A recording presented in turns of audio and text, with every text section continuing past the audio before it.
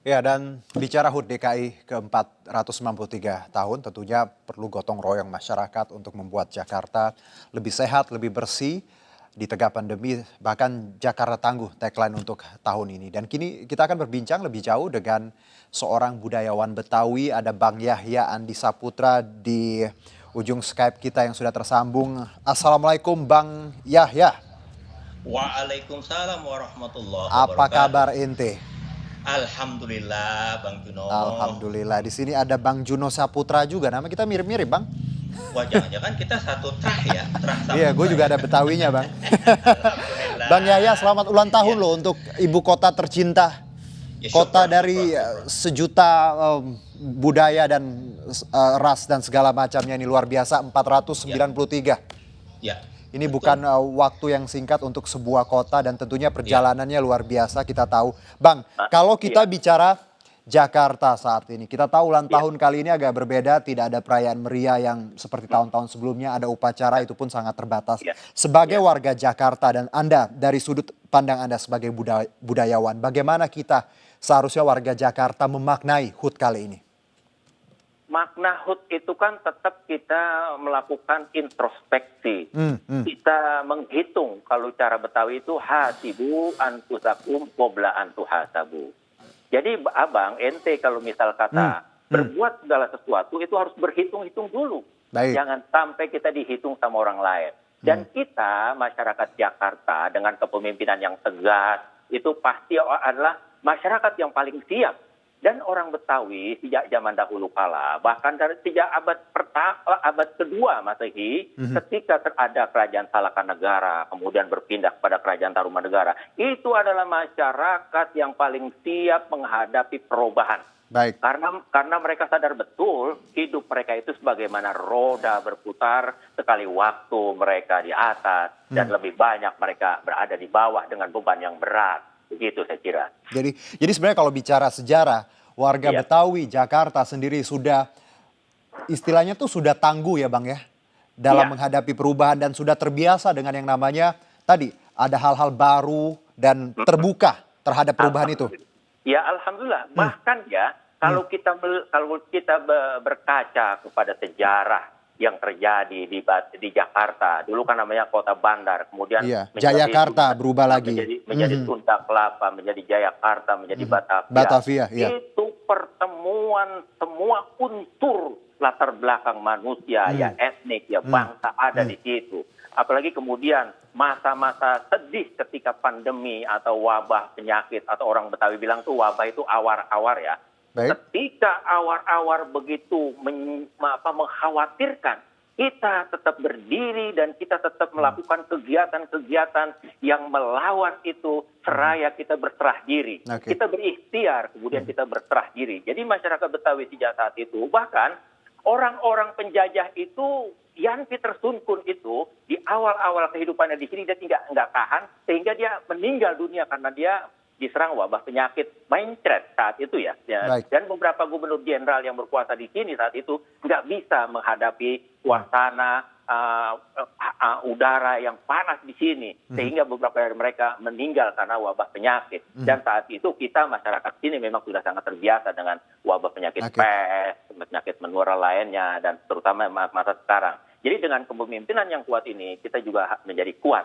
Begitu Bang Juno. Baik, jadi Bang ya dengan kata lain bahwa sebenarnya momen apapun yang sekarang kita hadapi corona Iya, pandemi ini adalah momen iya, titik balik kita bahwa kita pernah melalui hal yang serupa yang let's say atau kita bisa sebut buruk seperti itu dan kita iya. bisa melewatinya ya Bang ya. Iya, sangat Hmm, bisa dan hmm, sangat bisa. Ya oke, itu kan karena memang ditunjukkan juga oleh niat baik dari umaro dan ulama. Jadi betul. kita sami'na wa ata'na kepada pimpinan-pimpinan kita. Hmm, Apa yang pemerintah tetapkan, buat keputusan, aturan-aturan kita ikutin. Itu juga diperkuat juga dengan dukungan dari ulama-ulama kita bahwa masyarakat, wahai kamu harus berusaha memutus itu namanya tali hidup dari tuan dan nyonya COVID-19. Begitu kira-kira Bang. baik, Bang kita bicara, saya setuju dengan Abang bahwa Jakarta adalah masyarakat Jakarta, warga Betawi adalah warga yang tadi sangat terbuka dengan perubahan, tangguh Iya, iya, dan ya itu kenapa ya jadi ibu kota dong ya, dan Iya, dengan iya, dan usia yang luar biasa iya, 493. Tapi kalau iya, bicara tahun ke tahun Bang, ada banyak iya, sekali PR Jakarta yang terdengar klasik tapi selalu berulang. Kita bicara banjir Bang, kita iya. bicara kemacetan, Mm-mm, transportasi juga, dan bahkan hari ini polusi mm-mm, udara di Jakarta menduduki peringkat pertama di hari ulang iya. tahunnya di Nah, kota-kota di dunia. Anda iya. melihat masalah yang ada di Jakarta, kenapa ini terus berulang? Ada yang salah di sini Bang? Tidak ada yang salah ya. Oke, Yang pertama-tama tentu saja kita akan melihat kawasan kota ini dari zaman dahulu kan adalah kota yang dipenuhi rawa-rawa. Oleh baik. karena itu, ketika rawa itu tempat bersemayamnya air, tempat berkeluh kesahnya air, Iya. tempat tendonnya air di situ, itu dia tidak mendapat ruang lagi itu, maka yang terjadi adalah apa yang kita alami Hmm, bertahun-tahun dan terus-menerus itu berulang. iya, Kemudian polusi, karena kota ini kan masih tetap menjadi menjadi tujuan utama. Orang dari mana-mana tempat betul. pengen Mencari datang nafkah. ke sini, mencari Mhm, nafkah dengan kebutuhannya, dengan segala macam niatnya. Dan itu tentu saja segala sesuatu mereka gunakan, terutama menggunakan kendaraan-kendaraan bermotor yang memang memberikan sumbangan besar bagi buruknya udara di kota Jakarta. Dan saya rasa hal ini sudah diantisipasi oleh pemerintah provinsi, misalnya sudah menyediakan moda transportasi yang memadai, baik. meskipun barangkali kan jumlah mobilitas pendudukan terlalu besar. Jadi kebesaran mobilitas penduduk ini tidak mampu menampung apa yang sudah direncanakan oleh pemerintah provinsi dan Oke. apa yang sudah didukung oleh masyarakat secara Jadi bersama-sama. dengan kata lain ya Bang ya, bahwa Iya, kita juga tadi pemerintah tidak bisa berjalan sendiri, masyarakatnya iya, juga harus memperbaiki diri. iya, Bahwa betul. kita tadi tahu bahwa Jakarta lingkungannya memang seperti ini dan kita punya tanggung Iya. jawab ya Bang untuk menjaganya ya Bang. Sangat punya Hmm, tanggung jawab bersama-sama. oke, Tidak ada satu rencana pun yang bisa jalan sendiri. Kita baik. manusia tidak bisa hidup sendirian, Bang Juno. Mhm, setuju Bang. Bang, Iya, kita bicara pandemi Bang, ini bawa iya, tantangan luar biasa. Tidak hanya iya, Jakarta, kota-kota lain pun Jawa mm-mm, Timur, Surabaya punya PR yang sama. Tapi bicara iya. penanganan pandemi di ibu kota, Anda sebagai budayawan, tanggapan Anda? Kita melakukan membuka link-link kepada Hmm, saudara-saudara kita karena saya berada di lembaga kebudayaan Betawi, baik, satu lembaga yang mengurusi seni budaya di wilayah budaya Betawi. Jadi wilayah kerja kita itu tidak terbatas pada wilayah administratif yang Bang Juno ya, mhm, tetapi kita jauh sampai kepada misalnya di Bekasi, terus betul, sampai ke Tangerang, betul, sampai ke Bogor, sampai mhm, ke Lewiliang. Jadi itu adalah daerah-daerah yang menjadi wilayah kultur Betawi. Dan kita membuka komunikasi kepada seniman-seniman kita yang ada di sana, mhm, bagaimana keadaan mereka. baik, Dan kita berusaha bersama komunitas-komunitas lain, kita mengumpulkan apa yang kita bisa kerjakan untuk membangkitkan semangat. Karena beberapa teman misalnya ya, dalam 3 bulan kemarin itu yang udah dapat tanggapan 10 sampai 12 panggung, kan terpaksa harus ya, dibatalkan Bang. Dan ya, itu problem betul, sendiri. Oleh karena itu kita menggeret pemerintah provinsi, menggeret pemerintah pusat, bersama-sama melakukan kegiatan-kegiatan derma yang akhirnya itu kita sumbangkan kepada sanggar-sanggar kita memang mhm, yang terutama bagi mereka yang sangat membutuhkan itu. baik. Jadi itulah yang kita kerjakan selama ini. Mhm, karena kita tahu memang kegiatan budaya untuk akhir-akhir ini memang harus dihentikan sementara ya Bang, dan itu berpengaruh terhadap Iya. seniman di seluruh DKI ya Bang ya. Ya bukan cuma di DKI, Hmm, kemarin hmm, kita diundang berbicara kepada teman-teman kita di seluruh Indonesia, baik. 33 provinsi, dan Mhm, mereka mengalami itu semua. ya, Jadi ya, kalau betul. ada orang yang mengeluh pada ini, Ya, semua mengalami ini abangku. betul. Gitu ya. Betul. Kita tahu Bang bahwa biasanya ada panggung budaya, ada Iya, pertukaran budaya, iya, travel keluar seperti itu, dan iya, banyak yang perform juga seniman. Tapi ya kita tahu iya. exhibition ataupun itu tidak bisa diselenggarakan untuk saat ini. Mm-mm. Oke, Bang Yaya, bicara Ya, juga banyak kritikan dari masyarakat Jakarta terkait penanganan pandemi oleh pemerintah yang dianggap berubah-berubah, let's say setengah hati seperti itu Bang. Kita tahu ada PSBB, tapi juga banyak sekali peraturan yang akhirnya ya tadi dilanggar masyarakat. Anda melihat sendiri yang diterapkan Pemda DKI terkait PSBB, apakah kurang maksimal atau Bang Yahya sendiri punya tanggapan pribadi soal ini? Saya kasih jempol 2, barangkali 2 tambah ya. Jadi Oke. jempol 3 kepada penanganan COVID yang dilakukan oleh pemerintah Provinsi DKI Jakarta. Kan ada apa ya, tarik ulur, tarik menarik Iya, kepentingan yang ada pada kebijakan-kebijakan ini. Jadi kita tidak bisa memukul rata apakah pemerintah pusat atau pemerintah provinsi Baik. yang mencela-mencela, tetapi itu harus kita lihat secara dari atas, kita lihatnya sehingga dengan pandangan kita dari atas itu akan jelaslah siapa sebetulnya yang melakukan yang kurang maksimal di dalam hal penanganan COVID seperti ini. Jadi saya rasa saya memberikan jempol keempat ya kepada pemerintah provinsi untuk penanganan COVID-19 yang mewabah. Dan kita ngeri sampai sekarang, bahkan di pinggir Bang Juno, dia nggak berseliweran itu Bapak COVID-19. Kita kan nggak tahu. Oleh karena itu, bagaimana kita harus tertutup kepala, kemudian kita cuci tangan dan segala macam ya. Itu Karena penting, ya. saya juga percaya Bang bahwa ini kita tidak pernah punya blueprint soal bicara COVID ini. Tentunya trial dan error kebijakan sudah sangat wajar karena kita pun belum pernah menghadapi serangan virus seperti ini dan tentunya kita apresiasi pemerintah walaupun tadi juga banyak kekurangannya ya Bang ya. Iya, iya. Oke Bang, Betul. bicara juga tagline tahun ini Jakarta Tangguh ini menarik Bang, bertepatan juga dengan apa yang sedang kita hadapi. Anda melihat Jakarta Tangguh, sebenarnya Anda sudah menyebutkan di awal bahwa memang Jakarta dari awal warga Betawi, siapapun yang ada di sini adalah warga yang tangguh yang siap dengan perubahan. Anda melihat tagline tahun ini Jakarta Tangguh seperti apa Bang? Itu seharusnya memang dimiliki oleh siapapun di kota yang penuh dengan tantangan. Luar biasa. Yang perubahannya itu per detik ya. Jadi kalau orang yang nggak tangguh, pasti dia udah tergelosor ya di kehidupannya. Oleh karena itu tagline ini sih sebetulnya bukan tagline baru bagi masyarakat Jakarta. Itu dalam lerung hati yang mereka paling jauh. Saya harus menjadi orang yang tangguh hidup di kota metropolitan seperti Jakarta ini. Karena begitu berupa yang kita hadapi, begitu kuat persaingan, begitu beratnya kantong kita berisi, dapur kita ngebul dan seterusnya dan seterusnya. Jadi tangguh itu menjadi satu keharusan yang kita miliki dan itu memang di memori kita ya Bang Juno ya. Betul, kita sudah mempunyai konsep tangguh. Bagaimana misalnya di dalam tradisi Betawi itu ada tari yang namanya lipet gandes. Apa tuh Bang?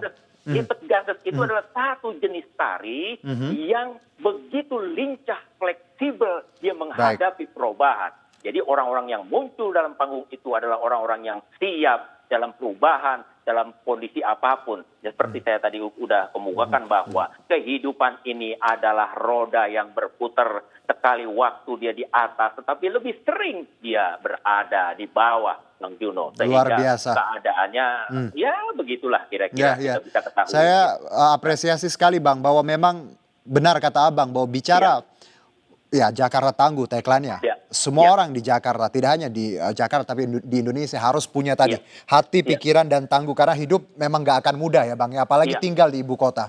Iya, betul. Oke, Bang, kita bicara toleransi, Bang, di DKI. Sempat beberapa kali toleransi kita diuji ya dengan banyak peristiwa. Anda melihat sekarang bagaimana Anda memandang jiwa toleransi warga ibu kota? Kalau di Jakarta ini penduduk intinya bukan orang Betawi, Bang Juno, maka kemungkinan besar ini sudah menjadi puing-puing kota ini.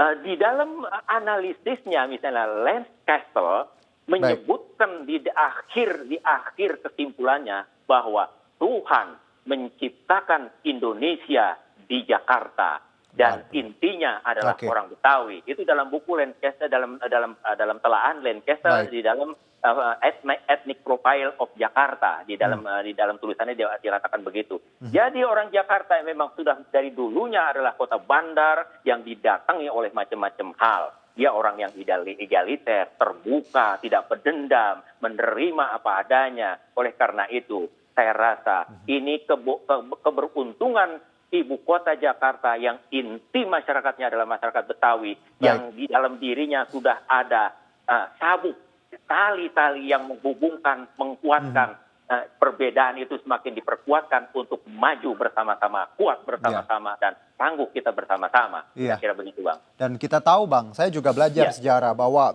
Jakarta ini dibentuk dari banyak sekali major suku ya Bang ya. Ada Cina ya Bang ya. Jadi itu akulturasi budaya kalau kita lihat dari ondel-ondel, tarian lenggang Jakarta, semuanya itu sebenarnya akulturasi dari percampuran tadi ya Bang, banyak sekali. Iya, itu jelas betul ya. Bagaimana kita melihat musik gambang kromong itu? Yang para ahli musikolog bilang ini dipengaruhi oleh Tionghoa, ini dari Nusantara. Nah, dia menjadi satu kesatuan yang utuh dan tidak bisa dipisahkan antara satu dengan lainnya. Menjadilah dia gambang kromong yang satu tidak bisa dipisah-pisahkan. Tanjidor kita bisa lihat. Ondel-ondel bisa kita lihat. Samrah bisa kita lihat bagaimana dia muncul di sini. Bahkan wayang kulit Betawi. Itu pergumulan menjadi satu, proses menjadi satu yang akhirnya menjadilah dia wayang kulit Betawi. Dengan lagu-lagu yang dinyanyikan sinden adalah lagu Sunda. Nah, dia mengambil cerita-cerita Mahabharata, Ramayana atau wayang Purwa. Dan dia menyampaikannya, komunikasi dalangnya kepada penontonnya dengan bahasa Betawi. Karena memang dia melakukan ekspresi pertunjukannya di masyarakatnya, yaitu masyarakat Betawi. Jadi jelas betul, nggak ada unsur-unsur yang memisahkan antara satu yang lainnya. Justru semakin diperkuat menjadi satu kesatuan yang yang rempuk. Orang-orang ada kan organisasi namanya pakai rempuk. Jadi sangat rempuk, sangat kuat, sangat kokoh. Seperti bangunan yang tersusun bata-batanya tidak bisa dipisahkan menjadi satu kesatuan yang utuh, Bang. Rempuk tuh ngumpul ya Bang Yahya ya? Iya, rempuk, mufakat, rempuk, kumpul, sepakat, di situlah adanya.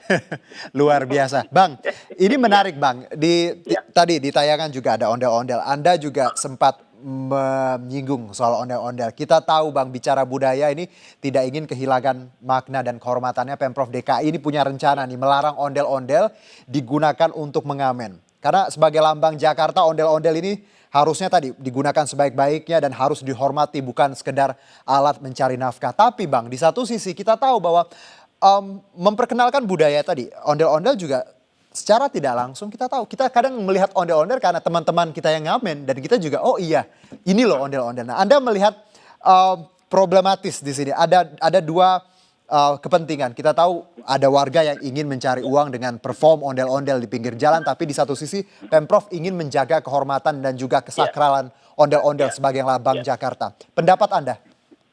Begini ya, kalau urusan ngamen itu rasanya sejak zaman dahulu kala ngamen itu sudah biasa bagi para seniman. Bahkan ngamen itu, kesenian tradisional itu ya Bang Juno ya, mempunyai kemampuannya sendiri untuk mempertahankan identitasnya, mempertahankan kemuliaan keseniannya sendiri. Salah satunya dengan cara mengamen. Dan pada zaman kolonial, justru ngamen itu diberikan ruang tersendiri dengan aturan-aturan yang ketat. Misal kata, dia harus sesuai dengan pakem. Harus sesuai dengan lokalisasi, lokalnya. Harus sesuai dengan waktu-waktunya. Jadi diatur ya Bang ya? Jadi diatur.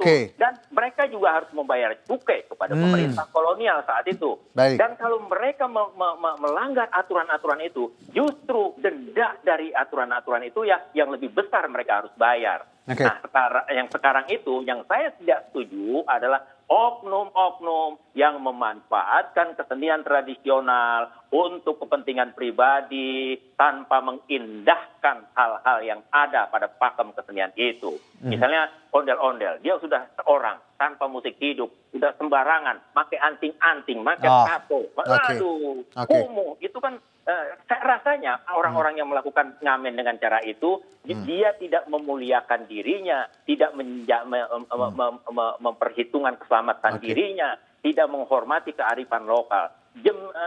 Mau maghrib dia masih ngamen, Isya dia mau ngamen, bahkan sampai jam 12 malam dia masih ngamen. Ngamen seperti apa yang seperti itu? Nah, itu yang harus ditertibkan oleh pemerintah provinsi, diberikan lokal tertentu, jam tertentu, dan di jadwal mereka harus melakukan kegiatan ngamen seperti itu. Jadi kalau diatur tadi dengan aturan yang jelas dan juga Iya, tempat yang pasti. Ya, iya, pastinya perform budaya seperti ondel-ondel ini akan lebih baik ya Bang, dan orang iya, juga akan nontonnya juga lebih lebih iya. proper tadi, nyaman seperti itu ya Iya, Bang ya. iya. Dan Yang hmm, penting memang ya, yang penting itu hmm, pakem itu. baik, Ondel-ondel itu sepasang. ada Sepasang itu, kesakralan di situ ya Bang yang iya, tidak boleh sembarangan ya. simbol itu Hmm, sepasang. hmm, Ada baik, ada buruk. Siang baik. malam, laki perempuan, kita manusia dengan yang maha kuasa. Jadi dia adalah equilibrium, keseimbangan. Kalau itu diketahui oleh para birokrat di DKI Jakarta, Baik. para teman-teman kita, pasti mereka malu melakukan pengentitan atau korupsi misalnya. Jadi seperti itu. Baik, Bang, kalau bicara PR terbesar atau tantangan terbesar, Bang, ketika Anda dan teman-teman budayawan Ya, mengembangkan tadi budaya Betawi, ingin memperkenalkan ini kepada generasi muda Jakarta, baik Betawi maupun non Betawi, apa Bang tantangan terbesar? Apakah tadi kita tahu ruang publik untuk pentas budaya sudah lumayan banyak sekarang kan, dan ya, juga akses digital, internet orang juga makin tahu sangat ya. gampang. Kalau dari Anda sendiri budayawan, apa yang ini disampaikan kepada Pemda atau mungkin masyarakat DKI biar kita tahu budaya Betawi, mencintai dan tidak jadi asing di rumah sendiri, Bang? Ya. Kita sih alhamdulillah ya, kalau seniman tradisional kan udah ada sangkutannya. Baik. Udah ada undang-undang, ada Perda nomor 4 tahun 2015 tentang pelestarian kebudayaan Betawi dan juga Pergub tentang implementasi segala macam Oke. itu.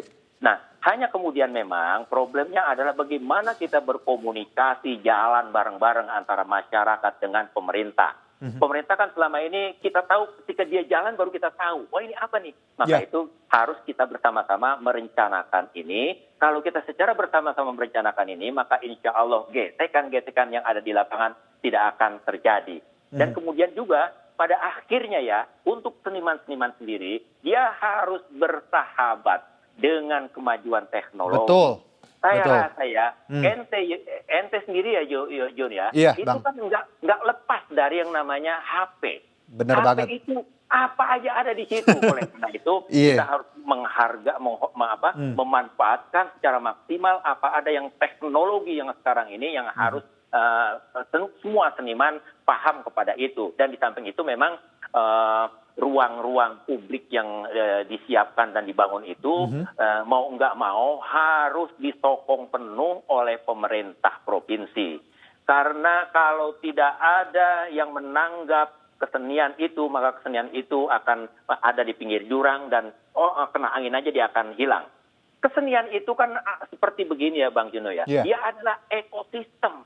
Sesuatu lingkaran kehidupan yang paling membutuhkan isi mengisi. Baik. Oleh karena itu ekosistem itu harus dipelihara dan salah satu simpul pemelihara ekosistem itu adalah pemerintah Provinsi DKI Jakarta bersama sanggar-sanggar yang ada jalan bareng-bareng menentukan apa 50 tahun yang akan datang kota Betul. ini menjadi apa, identitas kota ini menjadi apa. Jadi saya rasa hal-hal seperti itu yang harus kita pikirkan bersama-sama Bang. Saya setuju Tino Bang dan bahwa kawan-kawan, ya, karena namanya budaya, apalagi tadi culture seperti itu adalah identitas satu daerah, satu Betul. kota. Dan Iya. Jakarta dengan identitasnya memang harus tetap ada tadi sebagai Iya. Betawinya, ondel-ondelnya semuanya harus dari masa ke masa harus kita perjuangkan, Bang. Betul, betul. Bang, bicara ini menarik Bang. Kita tahu mungkin ya sebentar lagi DKI akan kehilangan title ibu kotanya. Ibu kota akan dipindah karena dengan banyak pertimbangan seperti itu. Kalau Bang Yahya sendiri, wacana ini keberatan nggak sih sebenarnya kalau ibu kota nanti tidak disandang lagi DKI? Oh malah makin bagus ya kalau Oke. saya pribadi merasa itu paling bagus. Kenapa, Semakin cepat ibu kota pindah dari Jakarta itu akan semakin bagus. Tetapi saya hanya kasihan kepada ibu kota baru nanti apa yang dia sandang. Peran sejarah apa yang dia sandang, Baik. memori kolektif apa yang dia miliki dari ibu kota yang baru.